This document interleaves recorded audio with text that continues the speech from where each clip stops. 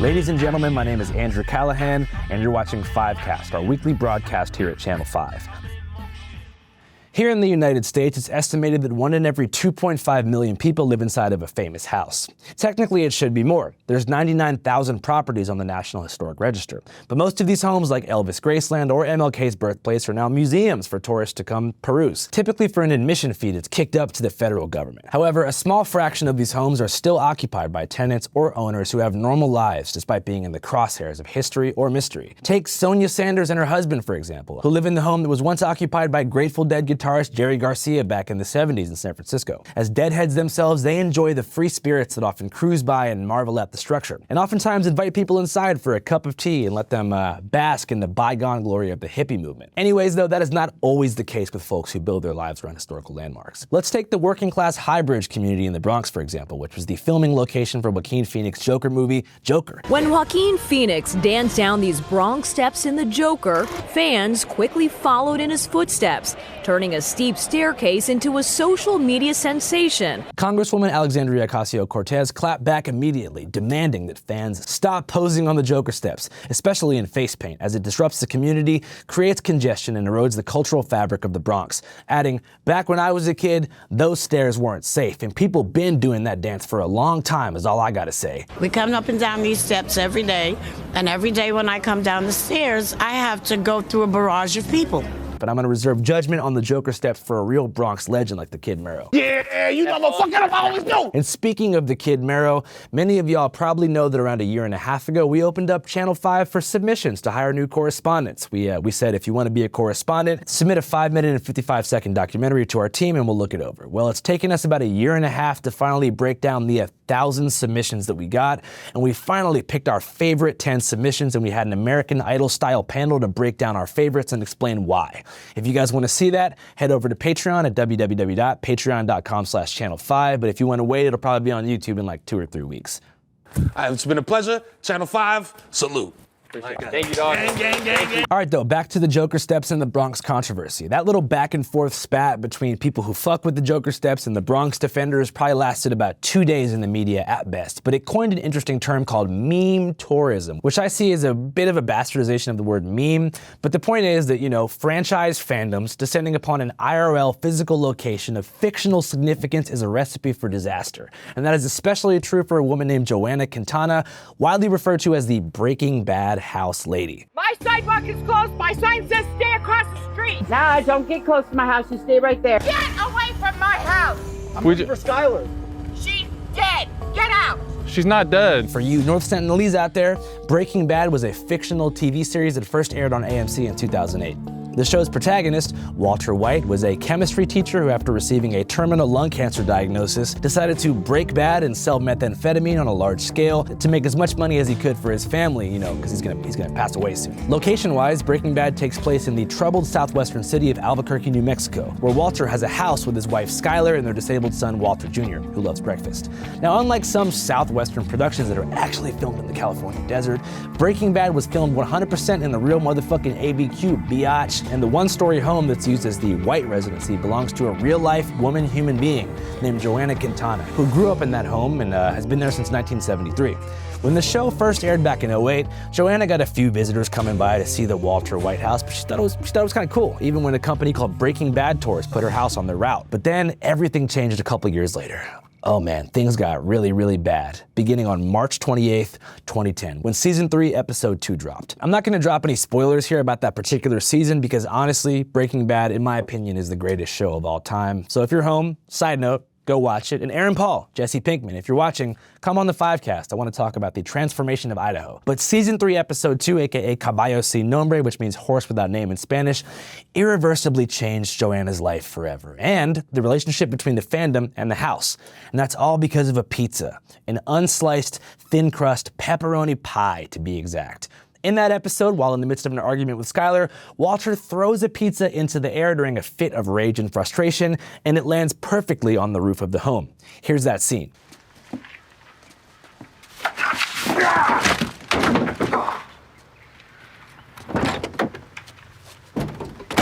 Apparently, actor Bryan Cranston pulled this scene off in one take, despite the crew ordering 20 pies. And that particular scene took off in the meme sphere, which is great news for director Vince Gilligan, but not such great news for Joanna. It looks like a normal home, but for fans of the hit show Breaking Bad, this is a sort of mecca. Almost overnight, armies of fans began arriving in droves to Joanna's home. But this time, not to take pictures or relish in the spirit of movie magic, but to throw pizzas in an effort to recreate the scene.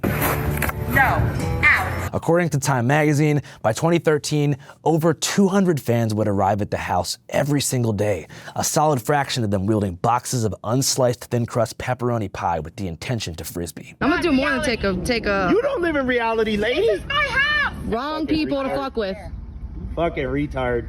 Vince Gilligan tried his best to nip the problem in the bud during a podcast, saying there's nothing original or cool or funny about throwing a pizza onto an innocent lady's roof. She is the sweetest lady in the world, and if you were getting on her nerves, you were doing something seriously wrong. Unfortunately, Vince Gilligan even addressing the situation made it real, and everything got 10 times worse, which in turn forced Joanna to break bad herself. She began guarding the property with a 12-gauge shotgun, threatening to kill people, citing New Mexico's castle doctrine, which allows the occupants of a home to use deadly force to defend their property from damage. World is mine, nigga, get back. Don't fuck with my stack. The gauge is whack. Albuquerque police notified Joanna thereafter that pizza actually does not present a substantial safety threat, and that she could be prosecuted if she shot any Breaking Bad fans who were attempting to throw. So they met in the middle, and Albuquerque subsidized the construction of a pizza fence in 2017 to protect the home. Fence is being built around that house because of fans acting badly. Though Joanna claims the fence did stop some of the pizza throwing, she also said the 7-year debacle took a debilitating toll on her mental health and that she had become a different person. You're a dumb bitch. Not the same Joanna, someone different, someone bitter, antagonistic, who hated Breaking Bad. SMH. This change in temperament resulted in some viral videos that went around that were documenting aggressive confrontations between typically YouTubers and Miss Joanna in front of the house. Here's a compilation of a few of those. Man, you ought to learn to chill a little bit, I hon. don't have to, you motherfucker. Hey, relax. Get out of here. Hey. This is my family private home. I've owned this house for 50 years. You dumb bitch. You're a dumb bitch. Fucking go fly a kite, you moron. That's what I thought. You better go in. Don't tell me what the fuck you do. Get out. Get in the house. You don't live in reality, lady. This is my house.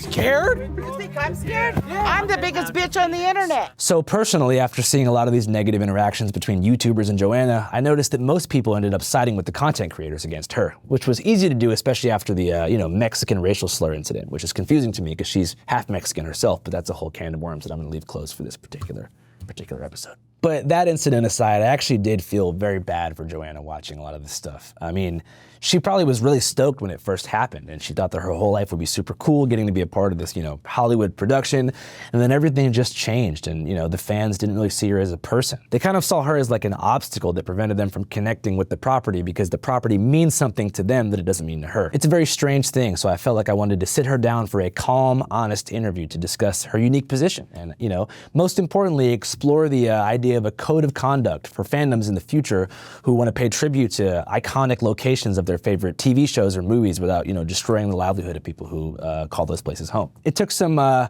finessing and maneuvering to make this interview happen, and a couple failed attempts along the way, but ultimately I got the interview secured thanks to a content creator named Danny Duncan, who Joanna claims is the only YouTuber that she's had a positive, though brief, experience with. So Danny facilitated the link up via Facebook Messenger, and shout out to you, bro, because it happened. Well, I'm all over social media as a bitch. Yeah, I know. But you know what? I knew you weren't a bitch. I knew you weren't. For reference, this interview was conducted in the fall of 2023, and we've kind of held the footage for the past 2 years, waiting for the perfect moment to drop it. And I think that we're here right now, and I'm gonna explain why later. All right, let's get into it. But first, a word from our sponsor. What's up, people? Whether you got super fans terrorizing your home with pizza or corporations spying on your search history, it's important to remember to protect your privacy. Like if you ever typed in where to pirate movies into a search bar, congratulations, a data broker now owns a PDF copy of your soul. That's why I use Incogni, the privacy tool that makes invasive data hoarders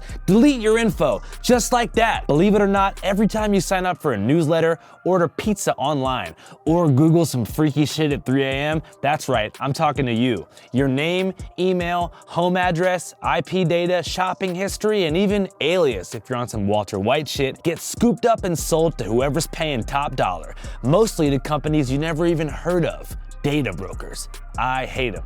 But that's where Incogni comes in. They reach out to these data broker sites on your behalf, file official removal requests, and fire back when companies want to play dumb and keep your info. After I signed up, Incogni hit up 86 data brokers that had my info and all the freaky shit that I searched at 3 a.m. A week later, I noticed a drop in spam emails. No more fake inheritance scams, no more creepy phone calls from healthcare providers I never even contacted. And that one time that I subscribed to a sketchy survivalist newsletter, gone, poof, forgotten, like it never happened.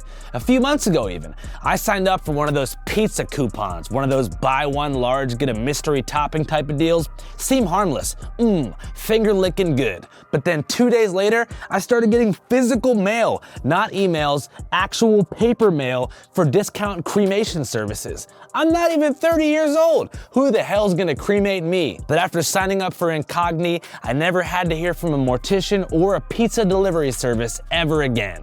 Here's what you gotta do to be like me. Go to incogni.com/channel5 and use the code channel5, lowercase CHANNEL5, to get a whopping 60% off the Incogni annual plan. That's incogni.com/channel5, code channel5, or just click the link below in the description or the pinned comment. They for real make this shit easy as hell. Dope ass website. Just sign up, give them permission to fight for your data rights, and sit back while they go full legal hitman on your digital trail. Fellas, it's simple. Get Incogni, protect your info, and take your personal data off the market before someone else uses it against you. Again, use code channel5 at incogni.com/channel5 to get an exclusive 60% off. Supporting Incogni means supporting Channel 5 to keep us corporate data leak free and safe on the road. All right, guys, stay safe out there. Back to the streets of Albuquerque, New Mexico. Well, hey, how you doing? Good to meet you. How you doing? Good to see you. Thanks for having me over. I like the Christmas decorations. Yeah, don't be a fan and tell me, this is ruining my pictures, take this down. A bunch of people from India last year told me that, and I said, guess what, there'll be more. There's a car right there. California, yeah. You think that's a Breaking Bad fan? Of course. Let's talk to him. How you guys doing? Yeah, I told you. I know they pull up from here. I don't know you from Adam, right? No. But you know me, or you've heard of me. I think so. You? Yeah. Okay. So she actually lives in the house. Oh, okay. Okay, so we get busy at checkout time at 11 at a hotels. Mm-hmm. You can't check in to hotels between 3 and 4. We get busy between 3 and 4 because people have nowhere to go. Here. Right? Can you tell us your name and where you guys are coming from? Well, my name's Carson. I'm coming from Louisiana, but I'm going back home to California. This is my brother, and then my... Jeremy. I'm Eric. Yeah. Who's your guys' favorite Breaking Bad character? For me, oh man, I want to say Mike. Who's the most hated character you hate? Skyler. How does it feel being here looking at Walter White's alleged house? Yeah, it's cool. It's a little, not what I expected, but with all the decorations, but I mean, I think it has a good twist to it, you know what I mean? So this would be an example of very friendly visitors, right? If they were to come, get out of the car, stand on the sidewalk like my sign says, take a picture, and automatically leave. There's no reason to sit here for more than 5 minutes. Even my local police say, that's loitering, that's stalking, Yeah. For sure. For sure. When did your relationship with the Breaking Bad crew start? The day they rang the doorbell. Sony Productions came up and rang the doorbell and handed my mother a business card. Mm-hmm. They basically told her, we want to use your house for a pilot. That's all it was going to be, a pilot. The next day, she called Santa Fe Film Commission, and they told her 2 words, do it. And then here comes 100 semis. Here comes the set crew, the design crew, the costume people. I mean, the street got bombarded. The house was overpacked, the streets, the neighborhoods, cables running all over the place, thousands of people around. And you're just like, whoa, what's this? When The scouts came out to the house. They said, okay, everything's fine. They went in the backyard and they said, no, we can't use this house. And everybody's like, why? This storyline is he's a struggling school teacher. Why would a school teacher have a pool? So the scouts said, no, we can't. So they go back to Vince Gilligan, and he comes the next day and goes to the backyard, and he says 2 words, write it in, 3 words, sorry. Because the pool became a pretty significant part of the story. Like, you remember that part where airplane parts are flying from the ceiling? And there's also, I don't know what the scene is, but Walter Jr. is like drinking alcohol or something. Yeah, like throwing up in the pool. That was cool. Yeah, so that was your pool? Yeah, the whole scene of the backyard is real. They later duplicated it to the set. See, that's where all the fans get confused. They think they use the house. Yeah, they use the exterior, the front of the house and the backyard. We did not move out, rent out the house. They just, at first, took all the furniture out of the house and took it to storage. Well, 2 or 3 times doing that, let's find another place. So they moved everything over. So the inside was basically where all their cameras and films and director chairs and wardrobe was and all that. Not 1 square inch of the house is true to the show. But the majority of it was filmed in the backyard.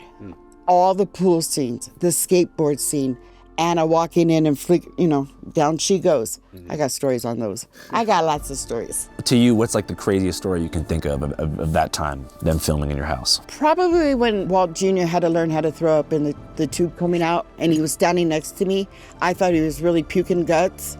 Yeah, he made it sound so real. So you're actually watching these scenes go down? Oh yeah, we're outside with them. One time Dean Norris and everybody, they came in and kind of partied a little too much, and he went and laid in one of our beds and gave him an Afghan and he loves Afghans. He crashed out, kind of hungover.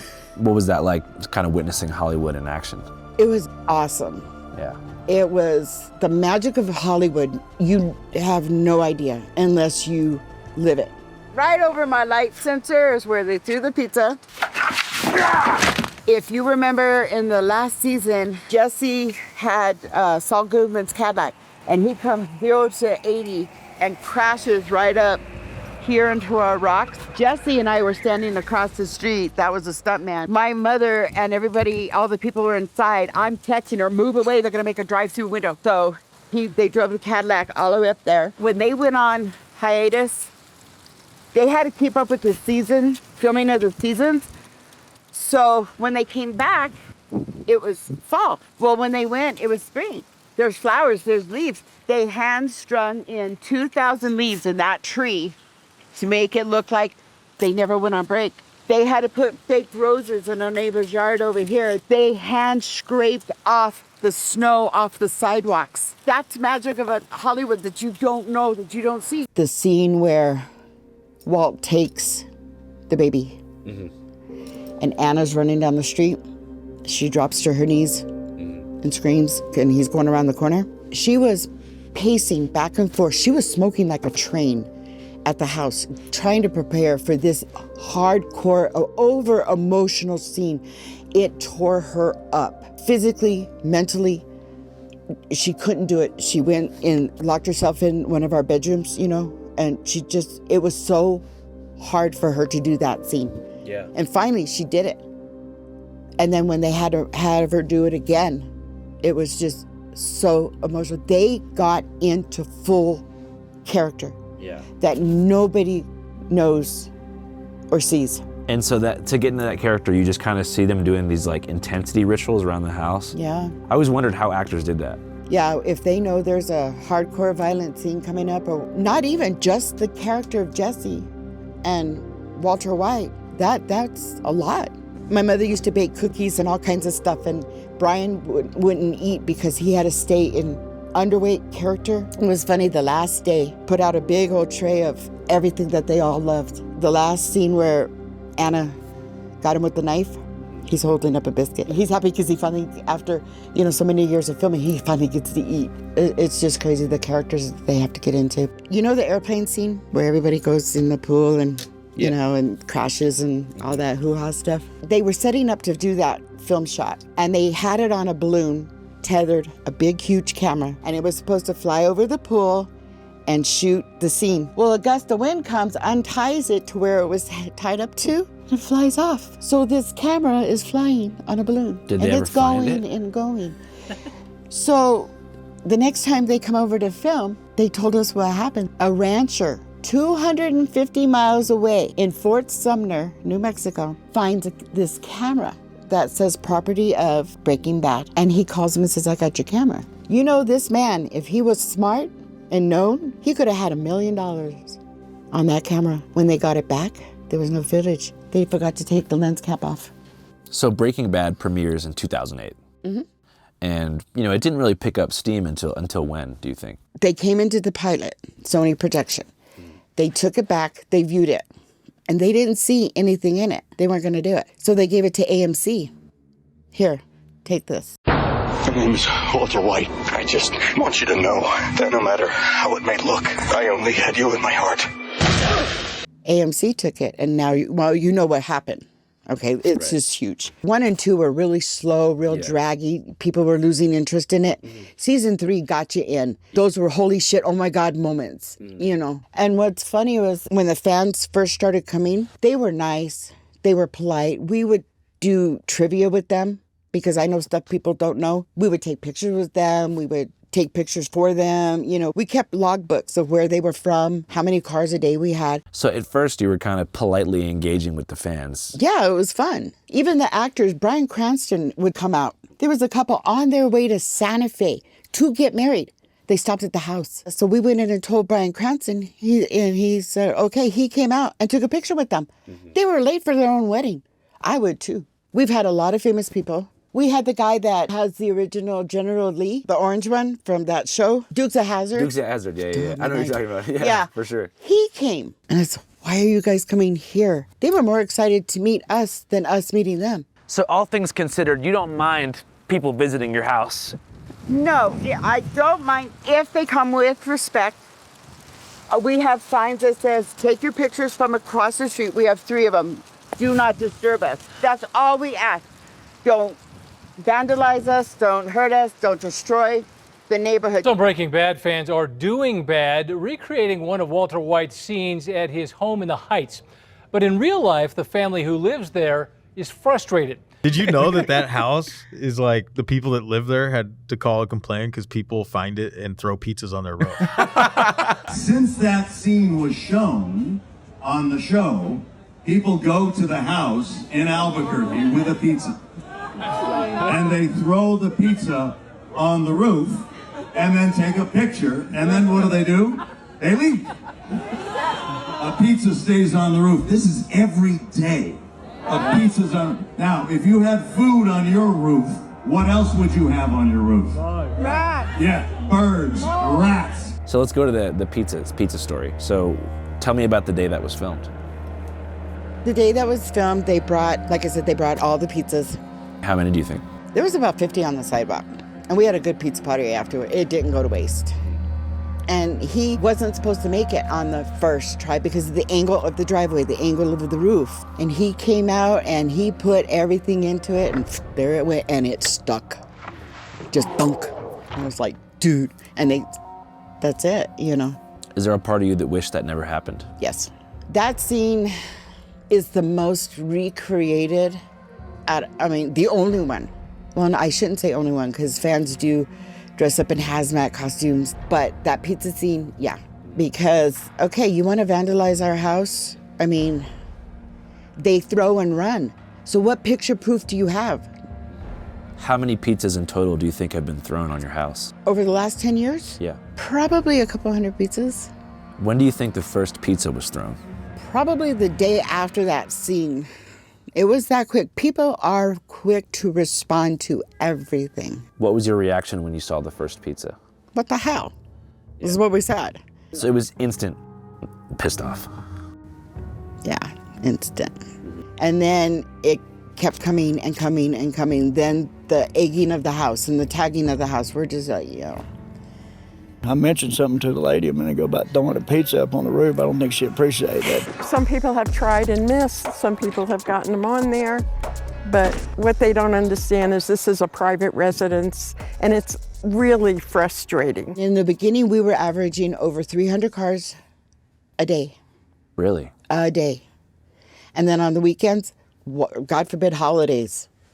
I mean, come for Christmas. Balloon fiestas are worst because 100,000 people hit the city. I have to get traffic control. I have to get police. Fans were tagging our house. We had 2 people on camera sit on our lawn and stab 100 forks in our grass. It's like, what are you doing? That's not part of the show. That's vandalizing now. And writing your name on our house, what for? So it gets pretty bad. You know, people assume we put that fence up for the pizza. Oh my God, you know, no. The fence went up because at 4:30 in the morning, somebody rings the doorbell. And you're like, okay, what is this crap?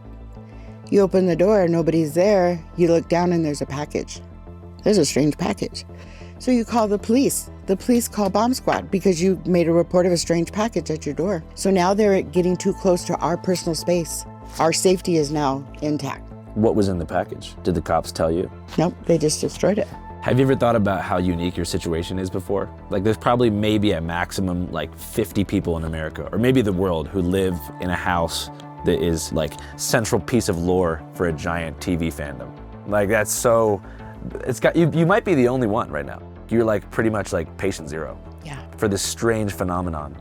It'll be studied later in time. I'm sure it will. How this show drew in everybody. Because when the show first started, the fan base wasn't that big. So the people that watched it are talking to the people that, oh, I'm not gonna watch it, it's about drugs. But they kept talking and talking, so then they got them interested. Now we're like on the 4th or 5th generation of people that refuse to watch it. I have people worldwide. It's a great show. It's probably my favorite show. Part of the reason I wanted to live in an RV in the first place was probably season 1. Just seeing the shots of like Walt and Jesse's RV in the desert out here, like out in the boonies, I was like, man, that sounds like a cool way to live. But then also just like watching the character development of Walter White from like a happy-go-lucky science teacher dabbling in crime to this full-blown like arch nemesis villain archetype. That was crazy to watch. And I haven't seen any TV show show such an evolution of character. Because by the end, he was so unlikable. Right. Everyone hated him. And it's almost like that little part of you that wanted to root for Walt was almost gone. Do you know who's the most hated character? Anna Gunn. Really? Skylar? Skylar. They cannot stand Skylar. They hate Skylar. In fact, they call me Skylar. I was like, whatever. I grew up from Karen to Skylar. Have you spoken to anybody in a similar position? Maybe someone who lives in a residence that's allured by a fandom? Like somebody else that owns a famous house? Yeah, the lady that owns Mork Mindy's apartment in Boulder, Colorado, everything died off for her. She came, it was right after, unfortunately, you know, Robin Williams had passed. Fans started going to her. She made a trip out here just to tell us, I am so sorry for you guys. We had the neighbors that live next door to the Goonies house come. Now, Goonies was shot in the 80s. Now they have parachute blinders hiding the house and everything like that, and they still get people. The neighbor told us that they sold their house and bought an RV and they're out of there. They can't do it anymore. You know, it's over 30 years. Those people are different. Mork and Mindy, the Dallas Ewing house, you know, the ranch, Brady Bunch, all those fans are different. They're harmless. When do you think your first interaction with like a what they call a content creator was? You know, like who was the first YouTuber, TikToker person to engage you in that way? The first TikToker? Yeah. I get Danny Duncan. That's the house? Don't go in front of her house. He made meth in there? Oh shit, she's gonna lose it, bro. Yeah. My grandson goes, what pizza? The show's been over exactly 15 years. 24/7, 365. We have people, we get harassed, night and day, threatened.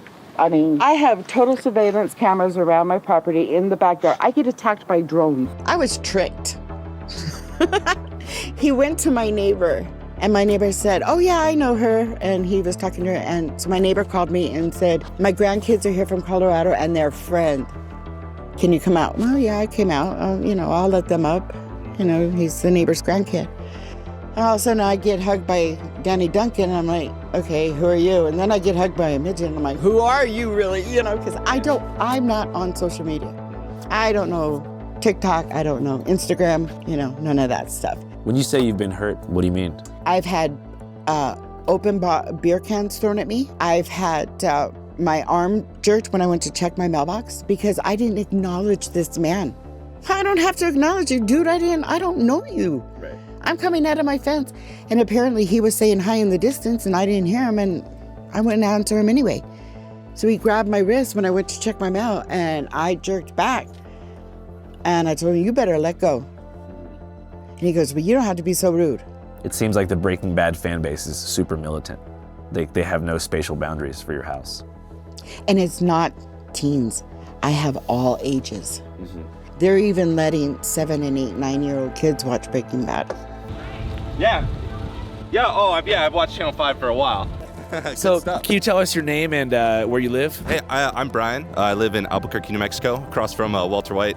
And you guys have a good neighbor relationship? Yeah, she's a great neighbor. Yeah, she's always got my back, always looking out, there's all kinds of crazy stuff going on. So one time, some people stole a van and crashed it and then ended up on her roof. So there was cops everywhere from that. It was pretty wild. Yeah, that was pretty wild. Most people are pretty cool and stay out of the way. Some people kind of forget that this is a neighborhood, and they kind of do whatever they want. It's not quite, a tourist stop, but yeah, most people are pretty cool. A lot of enthusiasts, a lot of people who are just driving across the U.S., Yeah. Are you stoked to live right here? Yeah, it's pretty cool. It can have its moments, but it's been pretty cool. It's a cult following now. So now they've gotten rude, violent.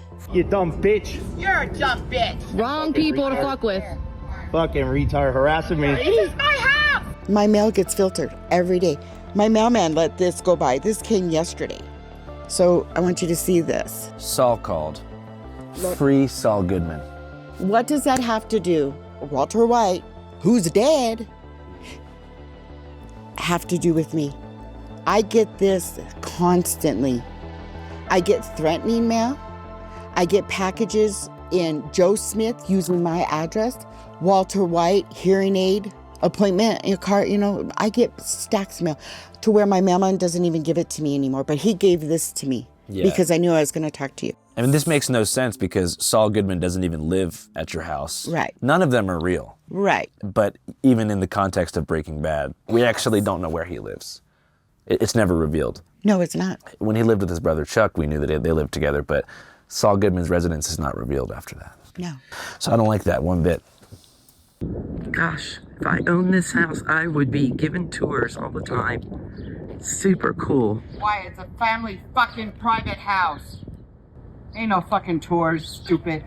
What kind of stupid house? Oh, I didn't say you gave tours. I said I would give tours. This is cool. Stupid, because it's a family home. Well, you rented it to them. I didn't rent nothing out to them. Go to the fucking studio. That's where they filmed it. Get your fucking facts straight. Yeah. Well, I guess this is going on YouTube. They start with the intent to fight with me because they want to make themselves 30-second TikTok famous. Okay, so they only show me going off. They don't show what started it. You are that fucking stupid. Get out with that thing right now. Get out. It's a private house. She got me wet. Get back from the gate. Scared? You think I'm scared? Yeah. I'm the biggest bitch on the internet. I'm a famous bitch, that's why. Do you think that the young generation is cursed by a chronic desire for social media fame? Mm-hmm. Were things like that when you were growing up? No, heck no. We had flip phones and pagers that went bzzz on your hip. But did people still want to be famous? Did the average kid growing up or average teenager have this desire to be famous? Whether that, at the time, that might have been Hollywood or a movie star? No. There was nothing like that growing up. It's interesting now, my 13-year-old, 14-year-old cousins, ask them what they want to do when they grow up. And they all say YouTuber, TikToker, Twitch streamer. They don't know nothing else. They sit in front and play Nintendo video games all day. I mean, come on, there's a life. There's things to do out there. Yeah. Looking back at everything, do you think that Breaking Bad was good or bad for Albuquerque? It was good for Albuquerque, for tourism, get Albuquerque noticed, because we're just a pisshole dirt place. Nobody knows. You drive through 66 on your way to Flagstaff, on your way to Vegas. Bryan Cranston loved this place so much, Albuquerque. He bought a townhome down on Nob Hill. He's got an apartment. Aaron Paul loves it here. R.J. Minton bought a house out here, Walt Jr. Dean Norris bought a house down They fell in love with the city because there's more to Breaking Bad than people know. Did you know at the same time Breaking Bad was being filmed that Avengers was filmed here, Transformers was filmed here? I wonder if it's because California is so expensive, with the taxes. Oh yeah, they're giving good tax credits here. Did you know you're less than a quarter of a mile away from where Jim Morrison lived? His father was in the Navy. They moved here on Yucca Candelaria. They settled here for a few years. He went to school, moved out, moved back in the same house. You're that close, but nobody awesome. knows. Right. It's like I could be your tour guide if I wanted to. Do you still like pizza? Of course, I'm human. See, that's good. I have nothing against pizza, but there's 3 pizza restaurants in this local area, and people call in fake orders, either online or call.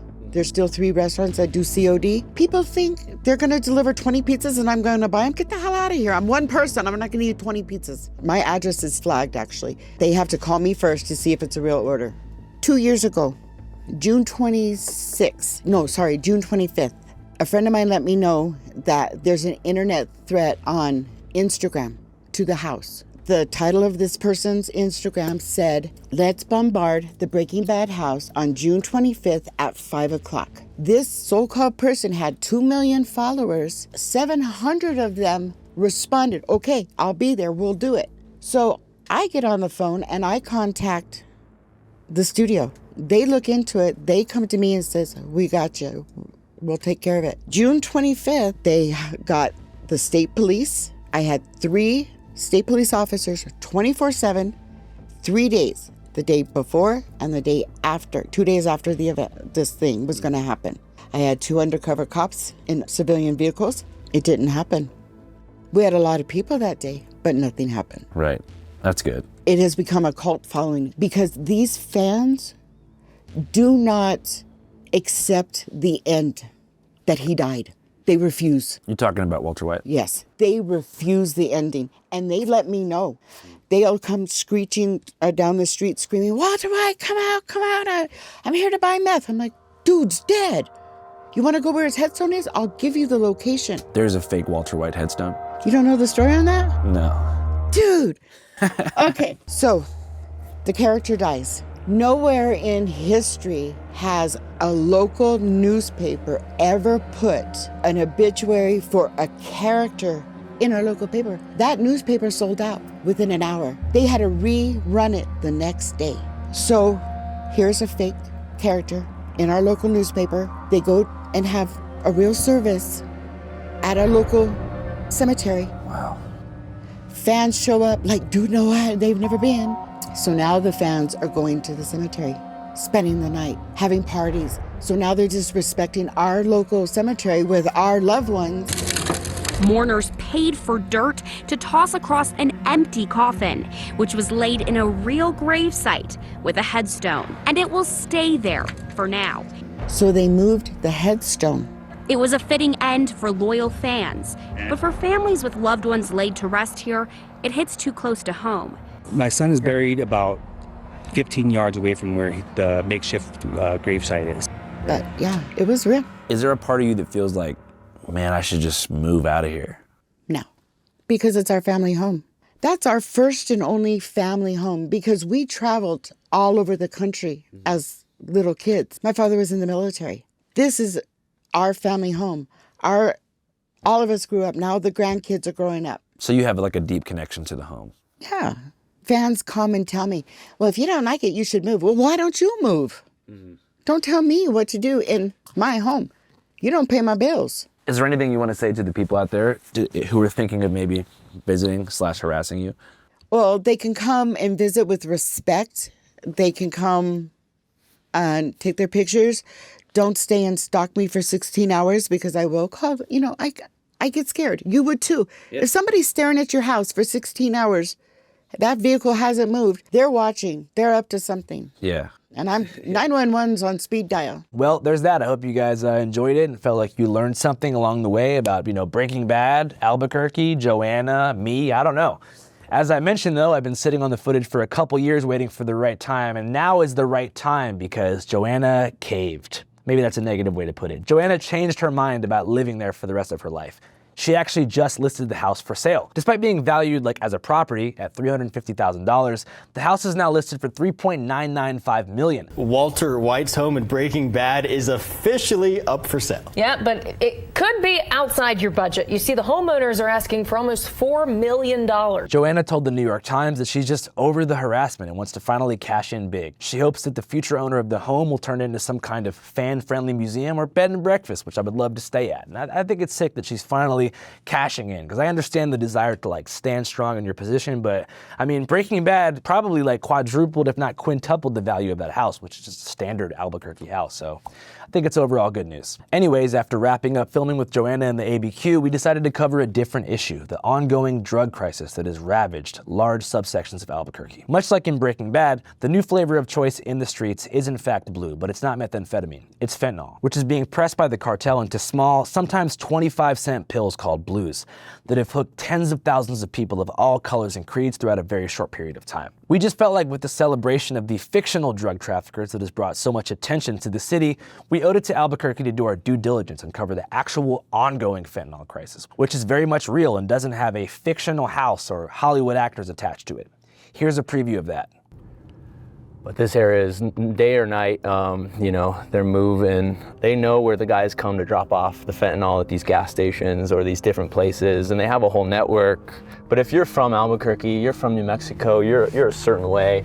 And we grew up with these realities, you know. Fentanyl is just the new thing. What have we had before it, you know? When I was young, heroin really shaped my life and my family's life in Espanola. I was able to get away from that place and move to Moriarty, and there was meth everywhere, you know, single wide trailers full of meth. And now we've come into the opioid epidemic, and it's turned into this thing called fentanyl that was made in a lab, and it's like far more deadly than, well, I mean, it's not deadly, it's like sustaining these people like zombies. The streets of Albuquerque, New Mexico are not to be played with, especially as they face an increased rate of homelessness and a mass surge of fentanyl, driven by the mass production of small pills called blues, which are pressed and packaged in Mexico by cartels, who receive the raw fentanyl precursor materials from Chinese chemists, who operate with little to no consequences from their government. After all, we're enemies, right? There's a new drug of choice in New Mexico that's causing problems like the state's never seen before. It's in our communities. It's found everywhere we go. And it's something Bernalillo County officials say needs to be discussed as often as possible. Even a few grains of this deadly synthetic fentanyl can kill you. Bernalillo County reported nearly 69 deaths per 100,000 people. That fentanyl's killing a whole lot of people. Back in the days, it used to be Sheba, it used to be heroin homes, you know? Overnight, it seemed like the blues came in, and I just started to see everybody that like I knew that was getting high on just the heroin, go to the pills, like their whole lifestyle changed. You know what I mean? Like they started losing everything, you know what I mean? Like, I mean, heroin's not no better, but I mean, it seemed like it wasn't as much of a need for it, you know what I mean? Like, people are going out and just stealing shit right and left, you know what I mean? If it ain't bolted down, somebody's gonna take it, you know what I mean? In the years prior, Albuquerque's gritty reputation was something that many well-to-do residents saw as quirky, a small blemish on an otherwise strong city, often ironically celebrated through the veneration of the character Walter White, a fictional meth dealer from the series Breaking Bad who once called the ABQ home. But the surge in violence and property crime that's accompanied the advent of blues has caused residents to get serious and push for a real solution. Much like in San Francisco, where I visited a nonprofit facility called the Gubbio Project, who distributes safe supplies to drug users in the hopes of curtailing the overdose rate, Albuquerque is home to several nonprofits that work in harm reduction, one of which is called the Endorphin Power Company. So I'm Jeff Holland. I'm the executive director here at the Endorphin Power Company in Albuquerque's International District. I'm also a clinician at New Mexico Wellness Residential Treatment Center and Detox. If you'd like to see our full episode, Albuquerque Streets, head to our Patreon at www.patreon.com/channel5, where we have the full, pretty gnarly uncensored documentary out right now. As many of you guys know, we are 100% independent, and it's your monthly support on Patreon, which is $5 a month, that keeps us in business and keeps the train rolling. Again, that's www.patreon.com/channel5 if you guys want to check out Albuquerque Streets and support us while doing it. All right, that's it for today. Hope you guys have a good one. Channel 5 live worldwide, Hollywood and Vine. Fuck the authority, Channel 5 News. Channel 55. We don't fuck with custers, and 5 is the best number. Hey, you. That's right, you. Are you a documentary filmmaker or a journalist whose work is being held captive by the fat cats at the Hollywood studios, or even worse, being held back by a tyrannical parent organization like Vice, Vox, and Mother Jones? Well, I have great news for you. Those days are over, because we are launching our own independent documentary platform called C5.now. C5.now. C5.now. C5.now. It's going to be available on smart TV, iOS, and just a regular old computer. A lot of you guys might wonder, what makes C5.now different than Peacock or HBO Max or Tubi? And the answer is residuals. I know some of you guys may think that residuals is an HPPD symptom, but that's not the case. It means the proportion of streaming revenue that you get paid after your movie is on a platform. Most people get 10% or 20% of residuals, but if you got a film on C5.now, you're gonna get 55% or more of residuals. Yeah, it's gonna cost money. It's gonna cost $5.55 a month, much like the Dear Kelly film. But the thing is, that money's gonna go straight to the director, straight to the executive producer, straight to the people who actually put money into the project itself. So we don't gotta fucking break off fat chunks of change for all these fat cats telling us how to think. So if you have something you want to submit, just do me a favor, email me that to submissions@channel5.news, and you too can be a part of C5.now. We're not gonna change your edit, but we will give some feedback if it's not that good, but it's almost there. Maybe less music. Put a little bit less music on there if you want to, but you don't have to. And that's key to Channel5.now. Suggestion, not enforcement. And the best thing about C5.now is you don't gotta be 18 to sign up. Content for all ages, not just adults. We're gonna have documentaries for kids about the history of Roblox or how to succeed in Minecraft. Maybe we'll have some Mr. Beast stuff on there, not sure. Maybe even other languages one day. Mandarin Chinese. Even if I spoke a different language, I'd subscribe. Tagalog, that's the main language of the Philippines. Speak a bit of Navajo if you want. And the best thing about Channel 5 and C5.now is we're gonna take those proceeds and support local business. Puedo comprar dos. Gracias, amigo. C5.now, everybody.